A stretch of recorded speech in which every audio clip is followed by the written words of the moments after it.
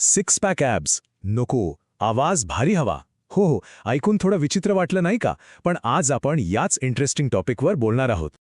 हो, आणि हे सगळं विश्लेषण आपल्यासाठी घेऊन आलं आहे परीस फाउंडेशन, जी मानसिक आरोग्याच्या क्षेत्रात काम करते.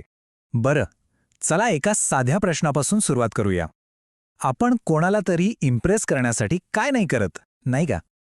म्हणजे तासनतास आरशासमोर उभं राहून केस सेट करणं, जिममध्ये घाम गाळणं, महागडे ब्रँडेड कपडे, शूज, ही लिस्ट तर मोठी आहे, बरोबर ना? अगदी बरोबर. पण इथेच एक इंटरेस्टिंग तुलना आहे. बघा, एका बाजूला आहे आपलं बाह्यरूप, ज्यासाठी एवढा वेळ, पैसा आणि मेहनत लागते.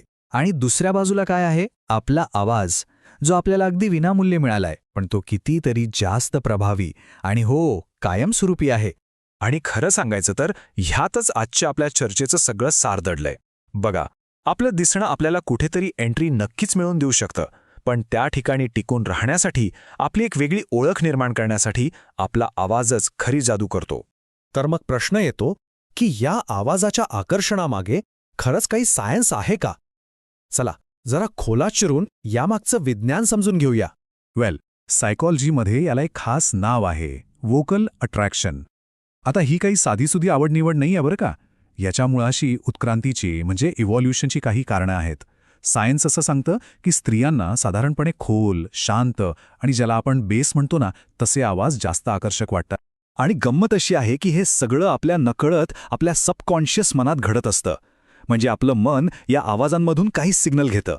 जसं की खोल आवाज म्हणजे हाय टेस्टोस्टेरॉन, चांगली शारीरिक ताकद, प्रचंड आत्मविश्वास आणि संरक्षण देण्याची क्षमता. आणि याच्या अगदी उलट जर आवाज खूपच बारीक किंवा कर्कश असेल तर तो कुठेतरी भीती किंवा असुरक्षिततेचं लक्षण मानलं जातं. बरं, हे तर झालं सायन्स. पण याला सपोर्ट करणारे काही पुरावे आहेत का? काही ठोस उदाहरणं? हो, नक्कीच आहेत. चला बघूया. कॅनडामध्ये मॅकमास्टर युनिव्हर्सिटी आहे, तिथे खूप इंटरेस्टिंग प्रयोग झाला. त्यांनी काय केलं तर काही महिलांना फक्त पुरुषांचे वेगवेगळे आवाज ऐकवले आणि रिझल्ट तो खरंच आश्चर्यकारक होता.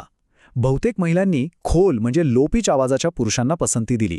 कारण काय तर त्या आवाजामध्ये त्यांना कुठेतरी एक लीडरशिप क्वालिटी आणि एक प्रकारची स्थिरता जाणवली.